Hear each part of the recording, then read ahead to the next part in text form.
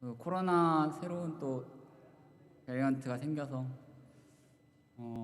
한국과 미국에서 이렇게 퍼지고 있다고 하는데, 그러니까 이제 함께 예배드리게 된 지 얼마 되지 않았는데 계속 같이 드릴 수 있도록 기도하는 시간 되었으면 좋겠습니다. 오늘 또 함께 찬양 드리면서 주님 앞에 영광 돌리며 예배 자리로 나아가는 시간 되었으면 좋겠습니다.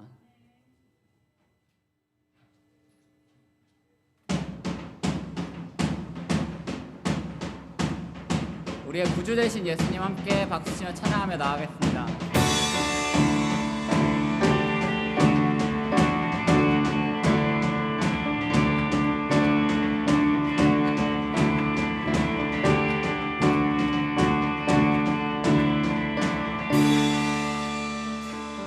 예수로 나의 구주 삼고 성령과 피로써 거듭나니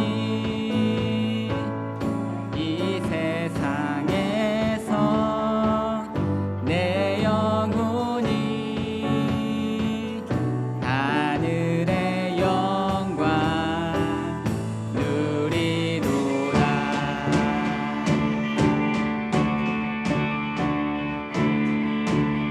예수로 나의 구주 삼고 성령과 피로써 거듭나니 이 세상에서 내 영혼이 하늘의 영광 누리도다. 이것이 나의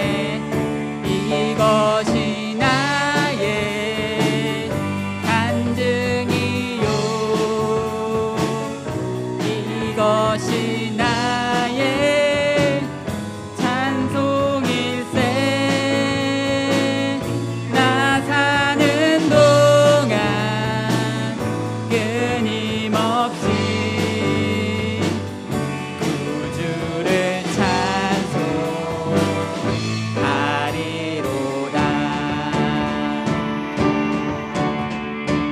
3절로 함께 찬양하겠습니다. 주 안에 기쁨 누림으로 마음의 풍랑이 잔잔하니 세상과 나는 간 곳 없고 구속한 주만 보이도다. 이것이 나의 간증이요, 이것이 나의 간증이요, 이것이 나의 찬송일세. 나 사는 동안 끊임없이 구주를 찬송하리. 이것이 나의 간증, 이것이 나의 간증이요, 이것이 나의 찬송일세. 나 사는 동안 끊임없이 주를 찬송하리로다.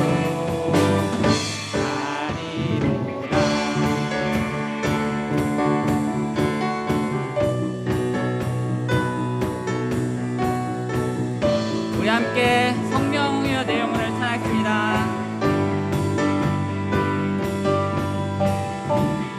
성령이여 내 영혼을 충만케 하소서. 내 속에 강물이 넘쳐나게. 성령이여 내 영혼을, 성령이여 내 영혼을 충만케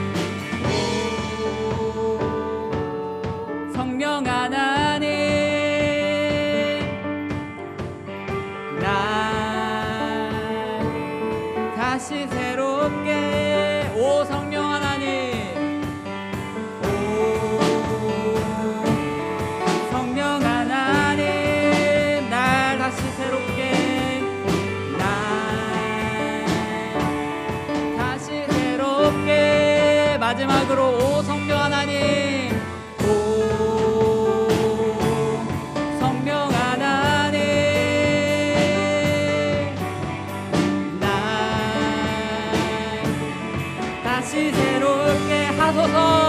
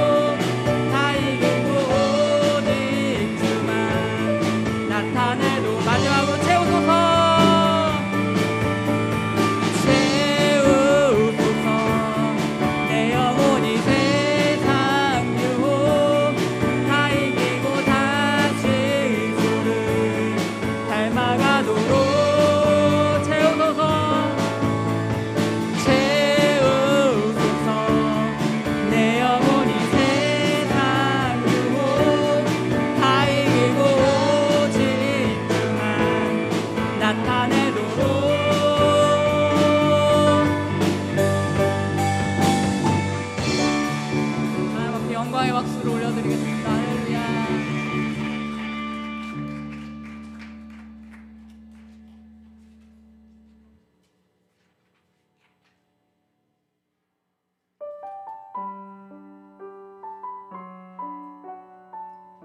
시간 우리가 사랑하는 모든 것을 다 주님 앞에 내려놓고 주님 앞에 나아가는 마음으로 찬양 올려드리겠습니다.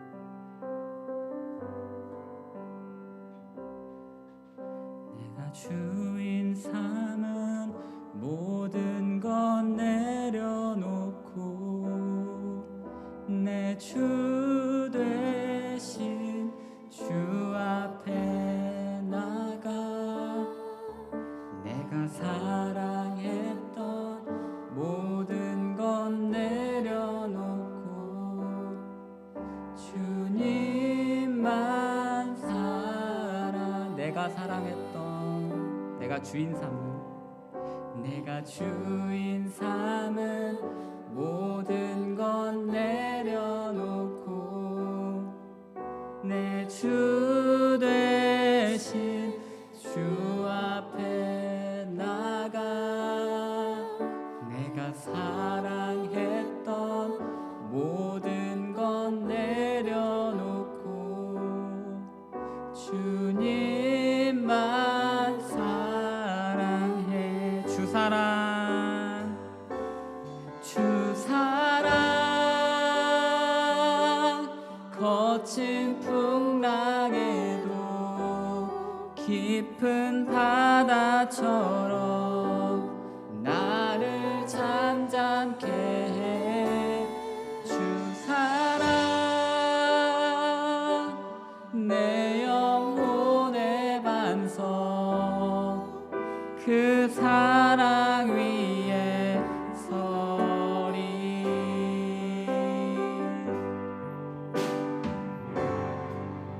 내가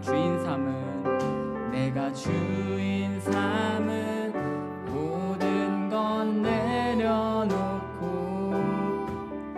내 주 대신 주 앞에 나가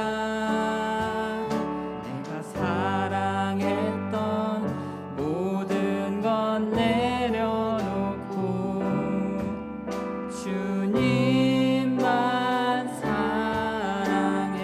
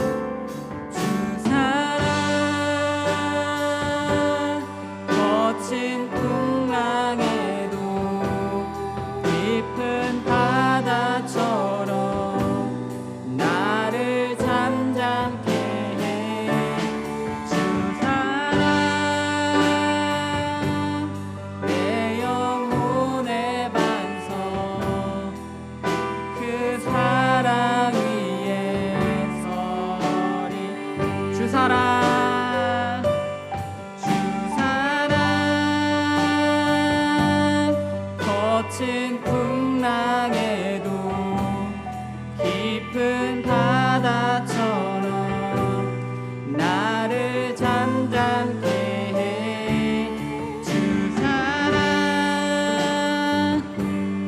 내 영혼의 반석 그 사랑 위에 서리. 이 시간 다 함께 일어나셔서 인내 찬양합니다. 이곳에 오셔서 이곳에 앉으소서. 이곳에서 드리는 예배를 받으소서. 주님의 이름이 주님의 이름만이 오직 주의 이름만 이곳에 있음니. 목소리로 이곳에 오셔서 이곳에 앉으소서. 이곳에서 드리는 예배를 받으소서. 주님의 이름이 주님의 이름만이 오직 주의 이름만 이곳에 있습니다. 오직 주의 이름만 이곳에 있습니다.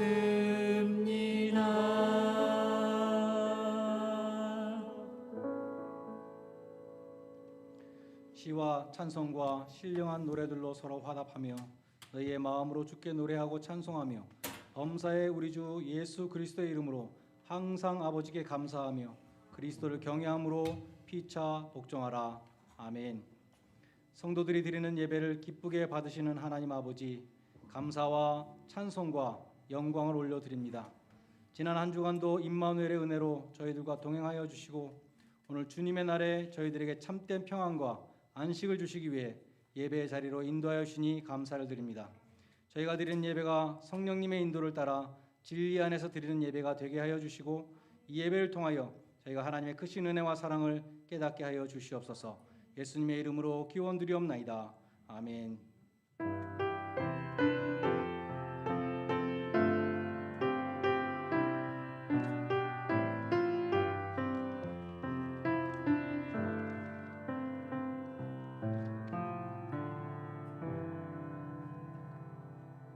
10장 찬송 함께 부르시겠습니다.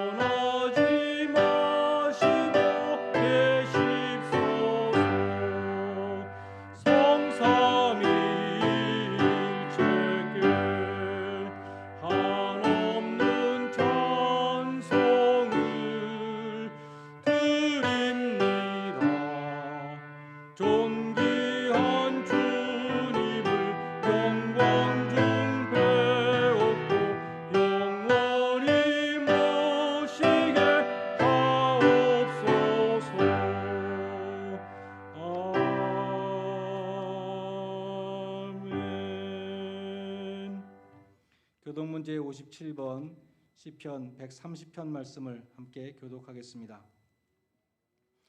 여호와여, 내가 깊은 곳에서 주께 부르짖었나이다.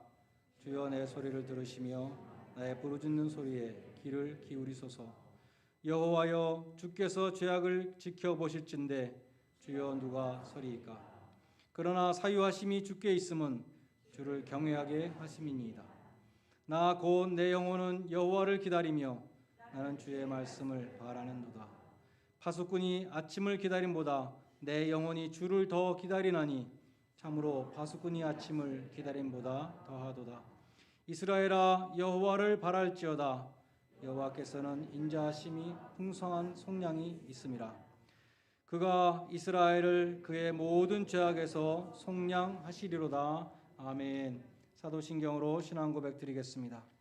전능하사 천지를 만드신 하나님 아버지를 내가 믿사오며 그 외아들 우리 주 예수 그리스도를 믿사오니 이는 성령으로 잉태하사 동정녀 마리아에게 나시고 본디오 빌라도에게 고난을 받으사 십자가에 못 박혀 죽으시고 장사한 지 사흘 만에 죽은 자 가운데서 다시 살아나시며 하늘에 오르사 전능하신 하나님 우편에 앉아 계시다가 죄로서 산 자와 죽은 자를 심판하러 오시리라. 성령을 믿사오며 거룩한 교회와 성도가 서로 타는 것과 죄를 사하신 것과 몸이 다시 사는 것과 영원히 사는 것을 믿사옵나이다. 아멘. 자리에 앉으셔서 384장 찬송 함께 부르시겠습니다.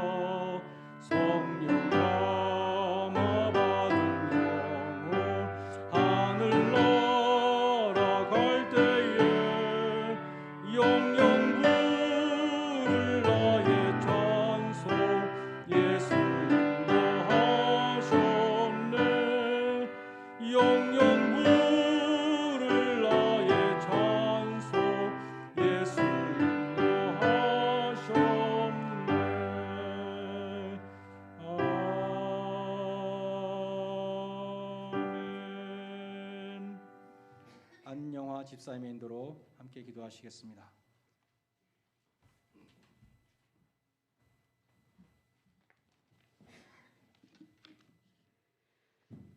다 같이 기도하시겠습니다. 사랑의 하나님, 벌써 2021년 한 해가 마무리되는 12월입니다. 한 해를 보내며 하나님이 주신 은혜를 기억하고 그 모든 것에 감사드립니다. 무엇보다 우리 교회 전 교인을 지켜주셔서 이렇게 같이 예배를 드릴 수 있음에 감사합니다. 저희 교회 시니어 교우님들의 건강을 지켜주심에 감사드립니다. 저희들 각 가정의 형편을 아시는 주님, 우리의 필요를 채우시고 안보해 주심에 감사드립니다. 교회에 헌신하는 청년부를 지켜주시고 축복해 주심에 감사합니다. 자녀들의 건강과 그들이 하나님 안에서 잘 자라날 수 있도록 해 주심에 감사합니다.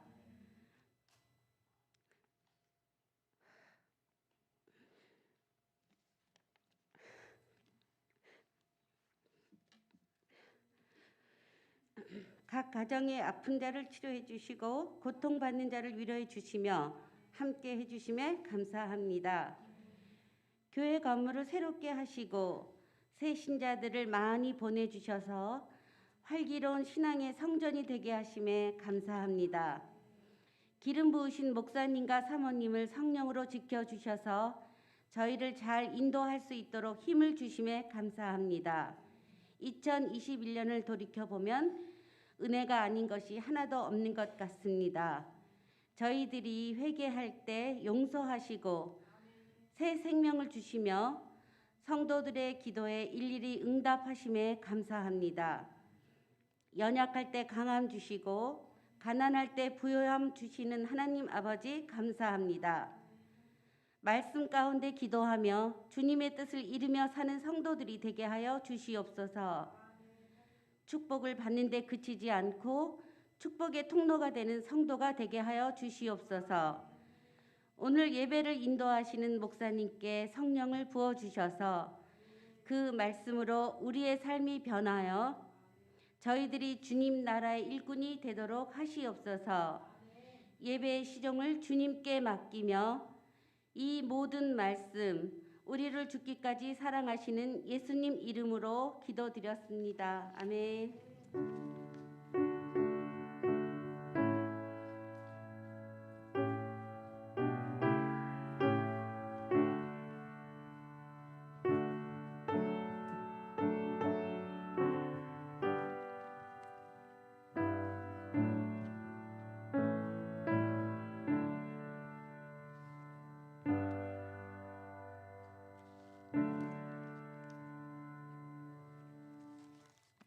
성경 말씀 고린도 전서 9장 1절로 27절 말씀을 봉독하겠습니다. 고린도 전서 9장 1절로 마지막 절까지 제가 봉독해 드리겠습니다.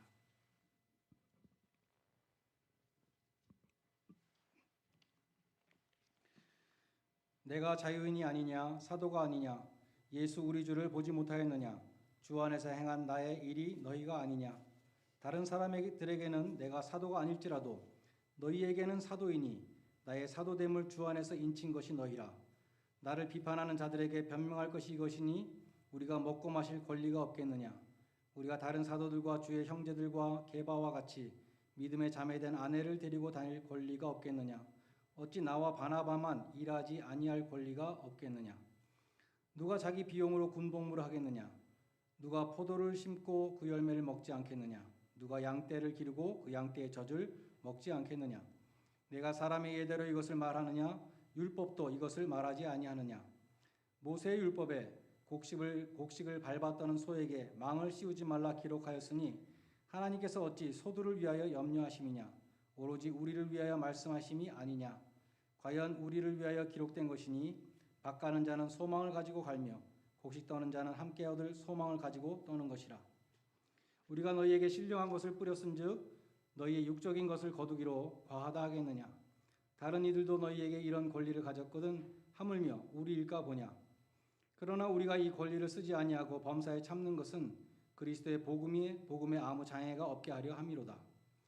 성전의 일을 하는 자들이 성전에서 나는 것을 먹으며 제단에서 섬기는 이들은 제단과 함께 나누는 것을 너희가 알지 못하느냐.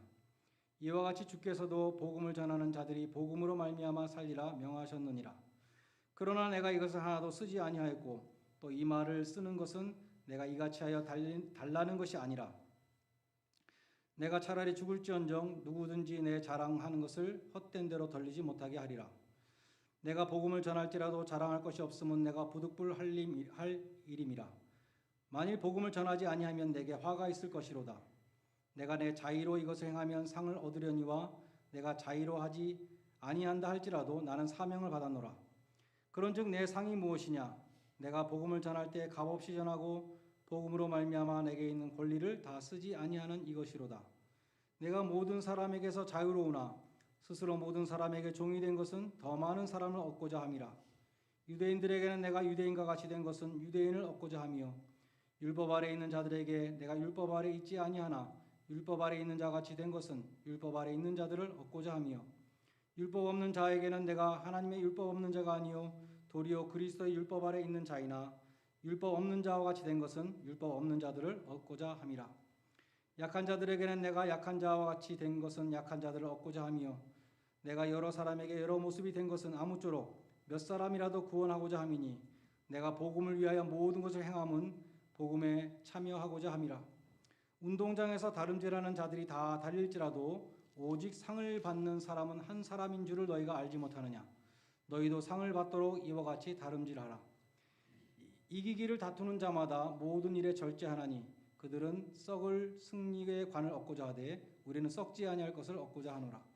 그러므로 나는 다름질하기를 향방 없는 것 같이 아니하고 싸우기를 허공을 치는 것 같이 아니하며 내가 내 몸을 쳐 복종케 함은 내가 남에게 전파한 후에 자신이 도리어 버림을 당할까 두려워함이로다. 아멘. 지난주일에 살핀 고린도전서 8장에서는 우상 제물에 대해서 말씀했죠. 우상 제물을 크리스찬이 먹어도 되는가? 그런 질문이었습니다. 바울의 답변은 우상은 아무것도 아니고 우상에게 바쳤던 제물 먹는 것이 아무 문제가 없으나 믿음이 약한 자들이 보고 시험에 든다면 먹지 않는 것이 덕이 된다는 그런 말씀이었습니다. 곧 교회의 덕을 세우기 위해서 자신의 권리를 희생하는 것이 아름다운 일이고 그것이 예수님의 뒤를 따르는 크리스찬이 마땅히 해야 할 일이라는 말씀입니다. 그래서 주님을 위해서 희생하는 것이 아름답다. 그러한 말씀이었죠. 미국의 메이저리그 야구 경기를 보면은 그 타자가 아웃을 당하고 들어올 때가 있죠. 스트라이크 아웃을 당할 때도 있고 볼을 쳤지만 수비수한테 잡혀서 아웃을 당하고 돌아오면 동료 선수들이 괜찮아, 다음에 잘하면 돼 이렇게 격려를 해줄 것 같은데 이상하게 아무도 아는 체를 하지 않습니다. 가만히 있죠. 물론 나가서 홈런을 쳤다든지 뭐 안타를 치고 득점을 했다든지 하면 이제 환영을 해주고 하이파이브를 하는 것을 볼 수 있습니다. 그런데 선수들이 가장 따뜻하게 열렬히 환영해주는 선수가 있는데 어떤 선수입니까? 희생타를 친 선수입니다. 희생 번트나 희생 플라이를 치고 들어오는 경우입니다. 그럴 때는 모든 선수들이 다 격려를 해줍니다.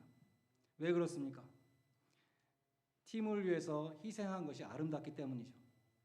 안타를 칠 수도 있고 홈런을 칠 수도 있고 뭐 포볼을 골라서 나갈 수도 있고 그런데 팀을 위해서 희생하라는 그 감독의 지시에 따라서 자신의 타율이 떨어지는 그 희생을 감수하고 한 타석을 팀을 위해서 희생하는 것입니다. 오늘 이 9장 말씀은 8장 말씀의 연장인데 8장에서 바울이 고린도 교인들에게 믿음이 약한 자들을 위해서 믿음이 강한 자들이 좀 희생을 해라. 너희들의 권리를 포기하는 것이 아름답다. 이렇게 말씀을 했거든요. 오늘 이어지는 9장에서는 나도 그렇게 희생한다는 그런 말씀입니다. 나 바울도 고린도에서 사역한 것에 대해서 사례를 받을 권리가 있지만 혹시라도 돈을 받으면 약한 자들이나 믿음이 약한 자나 불신자들이 보고 시험에 들 수 있기 때문에 혹은 비난을 할까 봐 복음 전파에 장애가 될 수 있기 때문에 값없이 복음을 전한다. 그것이 오늘 9장의 내용입니다. 전에 돌아가신 제 아버님으로부터 들은 얘기인데 그 아버님의 삼촌께서 저에게는 작은 할아버지가 되시겠죠. 그분께서 교회에 나가지 않은 이유가 있는데 교회에 나가면 잠자리채를 돌리기 때문이다. 그랬다는 거예요. 웃으시는 분은 무슨 뜻인지 아시는 것 같아요. 예전에 교회에 가면은 헌금 주머니에 긴 장대가 달려 있었잖아요. 그래서 이렇게 장의자에 쭉 갔다가 헌금위원이 다시 또 오는 거죠. 그래서 이 장대 끝에 이 헌금 주머니가 달려 있으면 꼭 잠자리채처럼 보이거든요. 그래서 이 잠자리채 보기 싫어서, 다시 말해서 예배 시간에 헌금 걷는 거 보기 싫어서 나는 교회 안 간다, 그러셨다는 것입니다. 그래서 시카고 무디 교회에서 목회하셨던 유명한 아이론사이드 목사님은 헌금 시간마다 광고했다 그래요. 예수를 믿는 사람만 헌금하십시오, 그렇게 광고했다고 합니다. 혹시 불신자가 예배에 왔는데 돈 내라고 그런 압박을 받을까봐, 시험에 들을까봐 그렇게 광고했다는 것입니다. 오늘날도 오지에 가서 복음을 전하는 선교사가 그 원주민들에게 헌금 내라고 그러면 그 원주민들이 저 사람은 여기까지 돈 뜯으러 왔나, 그렇게 생각할 수가 있겠죠.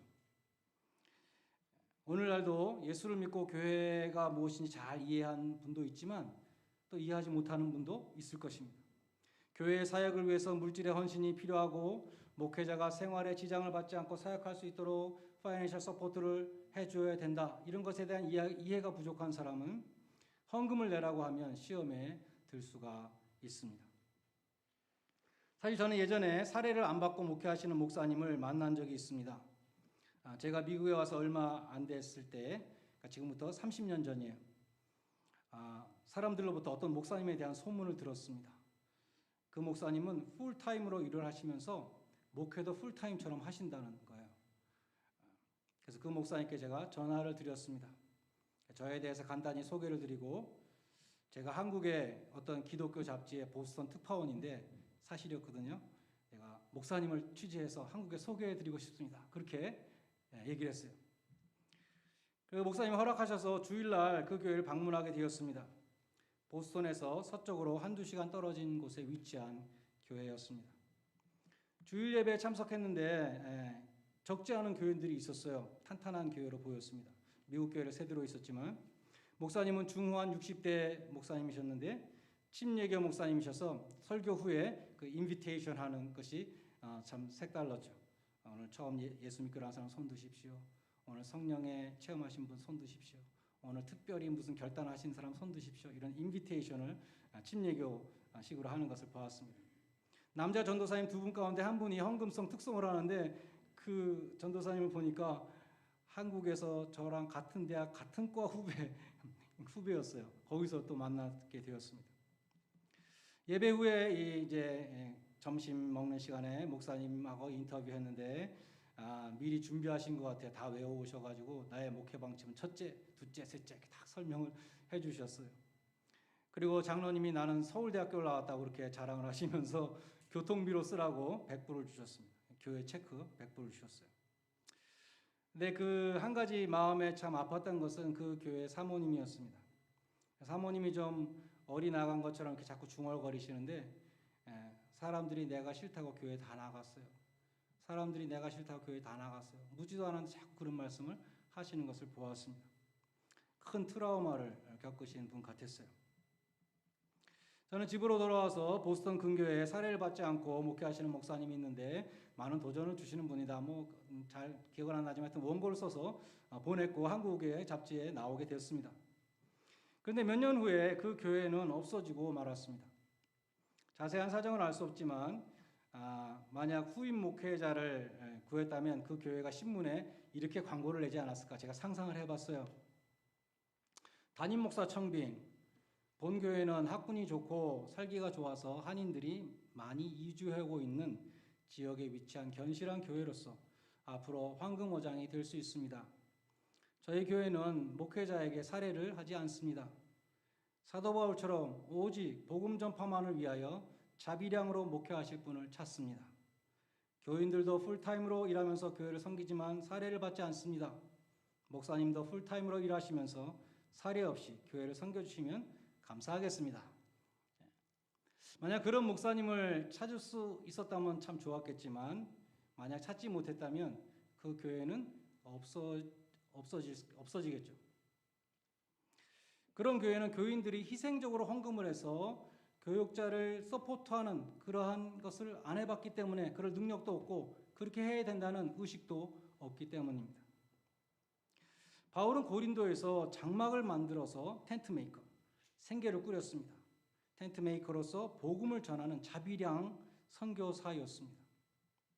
그러나 고린도후서 11장 8절로 9절에 보면 바울이 이렇게 말하고 있습니다. 내가 너희를 섬기기 위하여 다른 여러 교회에서 비용을 받은 것은 탈취한 것이라. 또 내가 너희와 함께 있을 때 비용이 부족하였으되 아무에게도 누를 끼치지 아니하였음은 마게도니아에서 온 형제들이 나의 부족함을 보충하였음이라. 무슨 말입니까?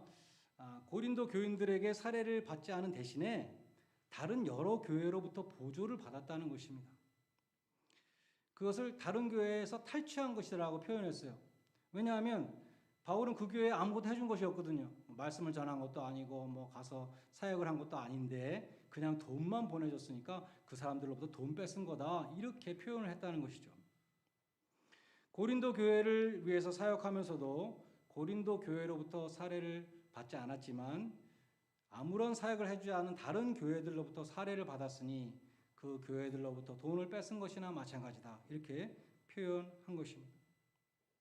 그러니까 바울이 고린도라고 하는, 고린도 교회는 정말 말 맞고 탈 만한 아주 특수한 교회였는데 거기서 비난을 받지 않게 해서 정말 바울이 조심하면서 자비량으로 선교한 것을 오늘날 모든 선교사들과 모든 목회자들에게 적용하는 것은 잘못 적용하는 것입니다. 성경의 원리는 예배를 인도하고 말씀을 전하는 교역자에게 사역에 전념할 수 있도록 교회가 파이낸셜 서포트를 해주는 것이 성경의 원리죠. 그리고 또 교역자는 그런 성도들의 그 희생이 들어간 사례를 받는 것에 대해서 깊이 감사하고, 사도 바울이 재정 도움을 주는 사람들 감사하고 축복했잖아요. 깊이 감사하고 하나님이 맡겨주신 사역에 더욱 충성하는 것이 성경의 원리입니다. 오늘 본문에서 바울은 자신이 사례를 받을 권리가 있다, 성경적으로 사례를 받는 것이 맞는 것이다, 이것을 여러 가지로 말씀해요. 첫 번째로 바울은 자신은 사도이기 때문에 다른 모든 사도들처럼 사례를 받을 권리가 있다, 1절에서 6절에 말씀합니다. 6절에 보면 사도들 중에 바울과 바나바만 생계를 위해서 일했던 것 같습니다. 베드로나 다른 사도들은 복음을 전하러 다닐 때에 부인도 데리고 다니면서 부인도 다 대접을 받았다, 그렇게 말하죠. 바울 자신도 사도였기 때문에 다른 사도들처럼 다 똑같이 사례도 받고 대접도 받을 권리가 있다고 말하는 것입니다. 둘째로 사람의 예를 들고 있습니다. 세상에서도 노동에 대한 대가를 지불한다는 것입니다. 누가 자비량으로 병정을 다니겠느냐? 누가 포도를 심고 그 실과를 먹지 않겠느냐? 누가 양떼를 기르고 그 양떼의 젖을 먹지 않겠느냐? 세상에서도 수고한 자에게 값을 주는 것이 당연한 이치입니다. 교회가 비상식적인 곳이 되어서는 안 되겠죠. 바울은 그리스도의 군사요, 하나님의 밭을 가꾸는 농부요, 하나님의 양들을 치는 목자이기 때문에 바울에게 살해를 하는 것이 당연한 일이었습니다. 셋째로 율법의 정신을 말씀합니다. 9절은 신명기 25장 4절을 인용했어요. 곡식을 떠는 소의 입에 망을 씌우지 마라. 한 톨의 곡식이라도 아끼기 위해서 타자기를 하는 소의 입에다가 망을 씌워서 못 먹게 하는 그런 일을 하지 말라고 율법에 그런 규정이 있어요. 바울은 말하기를 하나님이 소를 염려하셨다기보다는 복음 전도자들을, 복음의 추수꾼들을 위해서 이 말씀하신 것이다, 이렇게 해석을 합니다. 곧 하나님의 밭을 갈고 타작을 하는 사역자들의 입을 막지 말라는 것입니다. 우리가 너희에게 신령한 것을 뿌렸은즉 너희의 육신의 것을 거두기로 과하다 하겠느냐. 바울은 이 신명기 25장 4절 말씀, 곧 일하는 소의 입에 망을 씌우지 말라는 말씀을 디모데전서 5장 18절에서도 또 한 번 인용을 하는데 거기서는 말씀을 가르치는 자들을 잘 서포트하라는 뜻으로 인용을 하고 있습니다. 넷째로 하나님은 성전에서 일하던 구약의 제사장들에게도 제물의 가장 좋은 부분을 주라고 말씀하셨어요. 민수기 18장 8절로 20절 있는 말씀 중에 제가 좀 요약해서 인용을 하면, 지성물 중에 불사르지 않은 것은 내 것이라, 제사장 것이라는 뜻입니다. 그들이 여호와께 드리는, 백성들이 하나님께 드리는 첫 소산, 제일 좋은 기름과 제일 좋은 포도주와 곡식을 너에게 주었은즉 그들이 여호와께 드리는 그 땅 처음 익은 모든 열매는 내 것이니 처음 난 짐승의 고기는 내게 돌릴지니 흔든 가슴과 우편 넓적다리는 내게 돌릴 것이니라 고 말씀하셨어요. 그래서 구약의 제사장들이 가장 좋은 곳으로 받았다면 신약의 십자가 제단을 섬기는 교회 사역자들도 당연히 응식을 받아야 한다고 말씀하는 것이죠. 마지막으로 14절은 복음을 전하는 자는 복음으로 말미암아 살리라는 주님의 말씀을 인용합니다.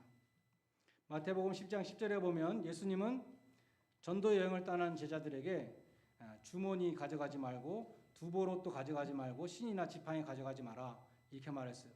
왜냐하면 너희들이 가서 복음을 전하면 너희 먹을 것을 받는 것이 마땅하다. 사람들이 주는 것을 받으라 이렇게 말씀하신 것이죠.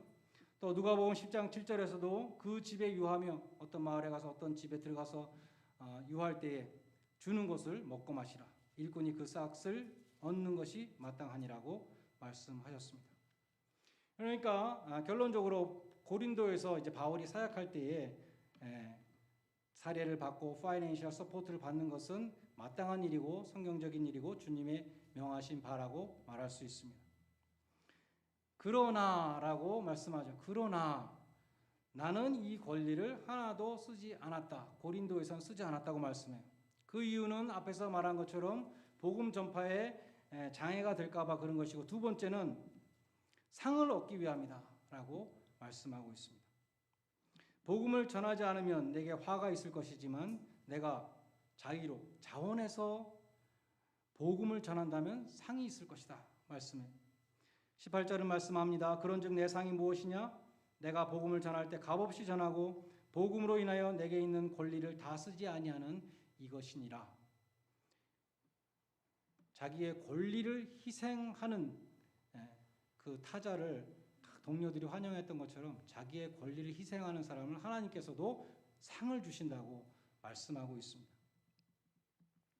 히브리서 11장 24절로 26절에 보면 모세가 나오죠. 모세는 많은 것을 희생했습니다. 권리를 포기했습니다. 애굽의 왕자였습니다. 얼마나 많은 권리가 있었겠어요? 그걸 다 포기했습니다. 하나님의 백성과 고난을 받기 위해서 애굽의 궁정의 쾌락을 포기했습니다. 그리스도를 위해서 고난을 받기 위해서 애굽의 보화도 버렸습니다. 모세가 그 모든 희생을 감당한 것은 상 주시는 일을 바라봄이라. 하나님이 주실 상을 바라봤기 때문이라고 말씀하고 있어요. 바울도 하나님의 나라를 위해서 주님의 몸된 교회를 위해서 많은 권리를 포기하고 희생한 것에 대해서 하나님이 상 주심을 바라보았습니다. 19절로 23절에 보면 바울은 스스로 모든 사람에게 종이 되었다. 종이 되었다. 유대인을 전도하기 위해서 율법 아래 있는 자가 되었고 이방인을 전도하기 위해서는 율법이 없는 자가 되었고 약한 자들의 시험에 들지 않도록 약한 자가 되었다라고 말씀하고 있습니다. 그 모든 것들은 한 가지 목적인데 한 사람이라도 더 복음으로 구원하기 위해서 했다는 것입니다. 바울은 복음을 전하기 위해서 스스로 모든 사람의 종이 되었습니다. 출애굽기 21장에 보면 히브리 종에 대한 율례가 나옵니다. 외국에서 잡아온 슬레이브가 아니라 자기 동족인데 빚을 갚지 못하면 빚 못 갚은 대신 그 집에 들어가서 종노릇을 하게 되는 것이죠. 근데 그 동족에 대해서는 6년까지만 종으로 부리고 제7년에는 안식년에는 반드시 해방시키라고 율법은 규정하고 있어요. 근데 제7년이 되어서 이제 해방이 되어야 되는데도 나는 싫습니다. 이 집에 죽을 때까지 종이 되겠습니다.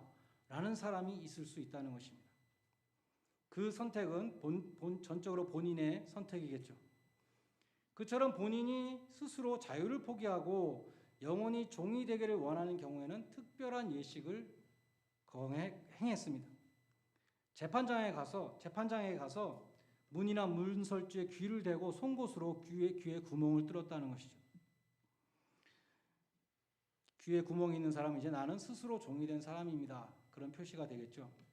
귀를 뚫기 전에도 종이었고 귀를 뚫은 다음에도 종이고 똑같은 종은 종이지만 전혀 성격이 다른 종입니다. 귀에 구멍을 뚫기 전에는 6년 동안은 의무적인 종이었습니다. 그러나 제7년에 귀에 구멍을 뚫은 다음부터는 그 다음에는 평생 종이 되기로 결단한 그 다음부터는 자원하는 종, 스스로 종이 된 사람이 되는 것입니다. 그처럼 자원하는 종의 표본, 성경에서 최고의 표본이 바로 예수님이시잖아요. 우리가 잘 아는 빌립보서 2장에 그는 근본 하나님과 본체시나 하나님의 본체시나 하나님과 동등됨을 취할 것으로 여기지 아니하시고 그 모든 권리를 다 희생하시고 자기를 비워 종의 형체를 가져 사람들과 같이 되셨고 사람의 모양으로 나타나셨으며 자기를 낮추시고 죽기까지 복종하셨으니 십자가에 죽으심이라. 그러므로 예수님을 따르는 크리스찬은 예수님의 뒤를 따라야 되는 것이죠. 스스로 종이 되는 삶을 살아야 한다는 것입니다. 그런 의미에서 사도 바울은 로마서 초두에서 나는 예수 그리스도의 종이라고 소개합니다. 예수님이 구속하신, 값주고 사신 사람이라는 뜻이죠. 금이나 은같이 없어질 보배로 값주고 사신 것이 아니라 오직 흠없고 정없는 어린 양 같은 그리스도의 보배로운 피로 노예 시장에서 사온 종이라 죄의 종으로부터 나를 구원해 주셔서 그리스도의 종이 되게 해주셨다. 나는 그리스도를 위해서 자원해서 종이 된 사람이다 라고 말씀하는 것입니다. 고린도전서 6장 19절에서는 그러므로 너희도 값으로 산 것이 되었으니 너희도 너희 몸으로 하나님께 영광을 돌리라 자원하는 종이 되라고 그렇게 말씀하고 있습니다. 그러면 크리스찬이 우리가 영원한 주님의 종이 되기 위해서 문설주의 귀를 뚫는 예식은 무엇일까요? 갈라디아서 5장 24절은 말씀합니다. 그리스도 예수의 사람들은 육체와 함께 그 정과 욕심을 십자가에 못 박았느니라 라고 말씀합니다.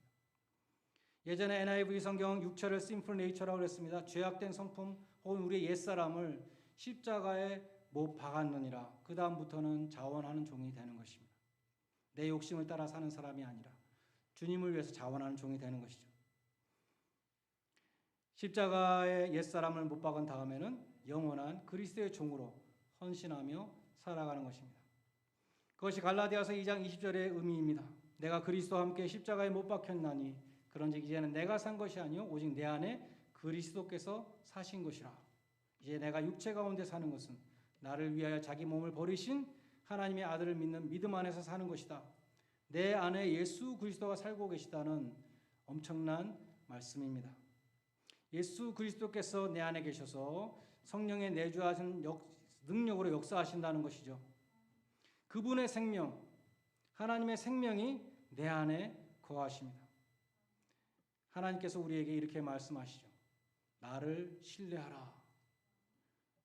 내 뜻대로 행하라고 말씀하십니다. 네 힘으로 이것저것을 하려고 자꾸 그러지 말고 나를 의지하고 나로 하여금 너를 통해서 일하게 하라. 내가 지금 너 안에 있기 때문에 너를 통해서 내가 일하게 하라고 주님은 말씀하십니다. 여러분 안에 계신 주님이 여러분을 통해서 역사하시는 그러한 축복의 통로가 되시기를 바랍니다. 나를 위해서 자기 몸을 버리신 하나님의 아들을 믿는 믿음 안에서 하나님의 영광을 드러내시는 그런 복된 성도들이 다 되시기를 주님의 이름으로 간절히 축원드립니다. 기도하시겠습니다. 하나님 아버지, 예수님께서는 그 모든 권리를 다 희생하시고 종으로 오셨지만 저희는 아직도 나의 권리를 주장하며 섬김을 받으려고 그렇게 하는 가운데 하나님의 영광을 가리는 일이 없었는지 이 시간 돌아보게 하여 주시옵소서. 나의 고집 때문에 하나님의 영광을 가리고 복음의 전파를 막은 적은 없었는지 이 시간 돌아보기를 원합니다. 오직 우리를 부르신 그 부르심의 상을 향하여 달려갈 수 있는 저희들 되게 해주시고 약한 자들과 불신자들에게 덕을 세우며 또 이 세상에 빛이 될 수 있는 귀한 성도들 우리 모두가 되게 하여 주시옵소서. 예수님의 이름으로 기도드리옵나이다. 아멘. 찬송가 191장 부르시면서 헌금하는 순서를 갖겠습니다.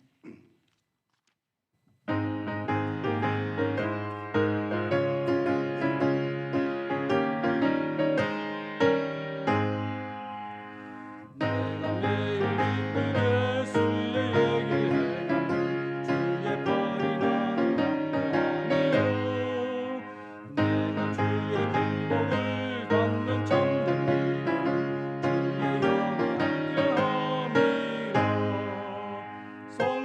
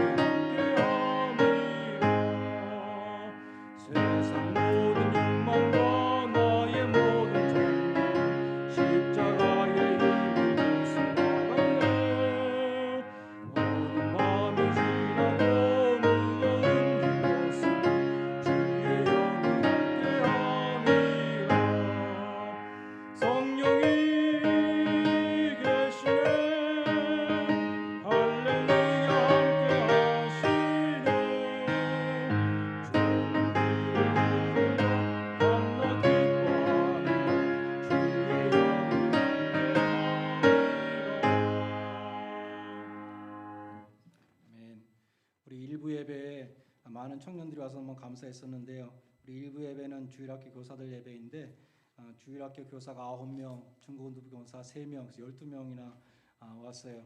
우리 또 오늘 2부 예배에도 많은 분들이 또 새로 오셔서 소개해드리겠습니다.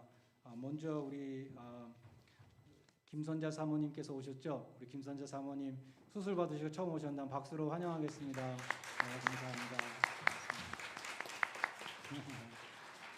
건강한 모습으로 뵙게 돼서 너무나 감사합니다.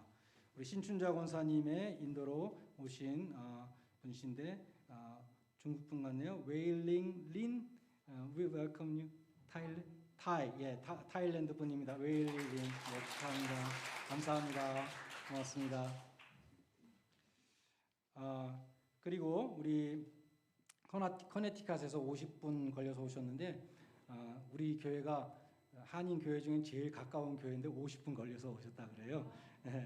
이라니 교우님, 저스틴과 콜린 두 아들 데리고 주일학교 아이들 데리고 오셨는데요. 한번 환영하겠습니다. 이라니 교우님, 예, 환영합니다. 감사합니다. 예, 반갑습니다. 예, 그리고 우리 배경환 우리 교우님의 친구께서 곽의영 우리 성도님 한번 일어나 환영하겠습니다. 예, 고맙습니다. 우리 예배 참석해 보겠습니다. 그리고 우리 제가 처음 왔을 때 우리 청년부 찬양팀 리더였던 우리 이주성 형제, 지금은 이제 집사님이셨죠? 뉴저지 초대교회 찬양팀 리더예요. 우리 교회 뉴저지 초대교회 청년들 많이 있었고 지금도 있는 것으로 알고 있는데 지금 두 아이의 아버지이고 이제 정말 우리 교회 큰 일이 있을 때마다 행사 있을 때마다 와서 멀리 와서 또 이렇게 참여해주는 정말 고마운 졸업생 중에 한 분입니다. 우리 이주성, 황정현 부부 한번 일어나시면 환영하겠습니다. 예, 고맙습니다. 고맙습니다. 너무 감사합니다.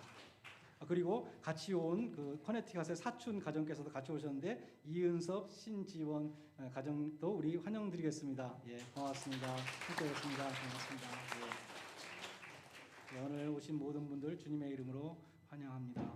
오늘 예배 후에 바로 이 자리에서 곧바로 결산 공동회가 있겠습니다. 12월 친교다과를 담당해 주시는 모든 분들께 감사드립니다. 12월 일정을 보시면 우리 다음 주일 예배 시간에 광고 시간에 우리 감사절 헌금을 한인회에 전달하는 시간이 있겠습니다. 우리 광고 드린 것처럼 감사절 헌금을 한인회를 통해서 불우이웃을 돕기로 했는데 다음 주일 예배 시간에 우리 한인회 임원들이 오시기로 했어요. 그래서 우리 전달해 드리고 또 감사의 말씀도 해주신다고 하셨습니다. 다음 주일에 지난 주일까지 한 4,500불 나왔는데 오늘까지 다 통계를 내서 전액 전달해 드리도록 하겠습니다. 그 다음 주일 12월 19일은 성탄 주일인데요. 우리 유아 세례식이 있습니다. 그리고 우리 주일학교 자녀들 또 특순이 있겠습니다. 그리고 올해는 성탄절과 신년 1월 1일이 토요일입니다. 내년은 주일이고요. 하루씩 밀려가잖아요. 그래서 우리 토요일 날 12월 25일 토요일 날 성탄절 예배 10시에 이 자리에서 드리겠습니다. 그리고 마지막 주일 12월 26일 송년주일은 성찬식을 갖도록 하겠습니다. 그리고 1월 1일 말씀드린 것처럼 토요일 역시 10시에 신년 예배를 이 자리에서 드리겠습니다. 그리고 1월 2일 신년 예배 드리도록 하겠습니다. 그 모든 예배 때마다 친교다갈 준비해 주시는 여전도에 감사드립니다. 생명의 삶이 아직 몇 권 남아 있는데요. 지금 12월 초니까 아직 가져가시지 못하시면 가져가시기 바라고, 오늘 남전도회와 청년들, 남자분들 혹시 시간 되시는 분들은 우리 크리스마스 트리를 오늘 설치하는데 여기에 설치하면 될 것 같아요. 다락에서 내려서 설치하는데 좀 도움을 주시면 감사하겠습니다. 다 일어나셔서 마지막 1장 찬송 함께 부르시겠습니다.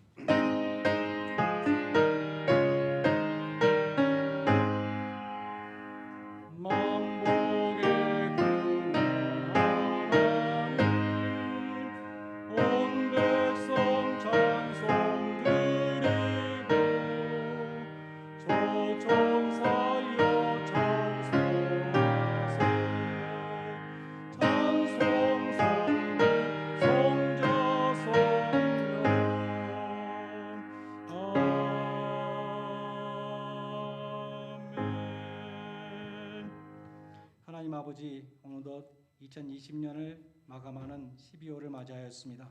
우리가 이 바쁜 시절에 헛된 일에 부인하지 않도록 주님께 초점을 맞추며 1년을 잘 마무리하고 또 기도 가운데 새해를 준비할 수 있게 하여 주시옵소서.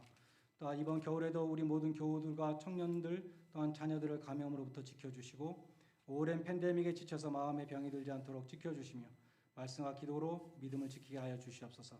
우리 교회 시니어 교우님들 한 분 한 분 주님의 오른팔로 붙들어 주시고 세상에 줄 수 없는 평안과 주님이 주시는 위로로 함께하여 주시옵소서. 부모님과 가족의 건강과 병원에 입원 중인 친지들을 위해서 기도하는 교우님들의 간절한 기도에 응답하여 주시고 날마다 회복되는 은혜를 더하여 주시옵소서. 또한 우리 예배에 참석한 에릭 교우님과 또 서지훈 간사님 건강을 지켜주시고 치유의 손길을 베풀어 주시옵소서. 저희 교회에 많은 청년들 보내주시고 또 청년들이 졸업하고 떠나간 후에도 우리 교회를 기억하고 기도하며 후원하게 하심을 감사드립니다. 교회에서 청년들이 사라져가는 이 시대에 저희 교회가 청년들에게 신앙의 보금자리를 마련해 줄 수 있는 어머니와 같은 교회가 되게 하여 주시고 저희 교회를 통해서 청년들이 주님께 돌아오게 하시며 그들의 믿음이 자라고 성장하여 그리스도의 사신으로 파송되게 하여 주시옵소서. 감사하신 주님, 구원의 은총과 때를 따라 주시는 애 감사드리며 정성으로 예물을 봉헌드립니다. 이 물질을 연락해 주시고 함께 드리는 헌신의 마음도 기쁘게 받아 주시옵소서. 또한 이 물질에 축사해 주셔서 주님의 영광과 교회의 부흥을 위해서 사용되게 하여 주시옵소서. 하나님의 것을 정성으로 분별하여 드리는 11조로 드리는 손길이 있습니다. 약속의 말씀으로 축복해 주시옵소서. 받은 은혜 감격하여 감사의 이름으로 드리는 손길과 그 가정을 축복하시며 정성으로 바치는 모든 성도들의 기도에 응답하여 주시옵소서. 하나님의 나라를 먼저 구하는 자들에게 모든 것을 더해 주신다는 그 약속의 말씀을 이루어 주셔서 성도들의 생업과 학업을 능력의 오른팔로 안보여 주시며 각 가정의 은혜와 평강이 충만케 하여 주시옵소서. 이제는 종의 형태를 가지고 이 세상에 오신 주 예수 그리스도의 은혜와 권리를 포기하는 자에게 상을 주시는 하나님 아버지의 무한하신 사랑하심과 우리 안에 거하시는 성령의 교통하심이 교회의 덕을 세우며 세상의 빛이 되기를 소원하는 주의 모든 백성들 위해 이제로부터 영원까지 함께 있을지어다. 아멘.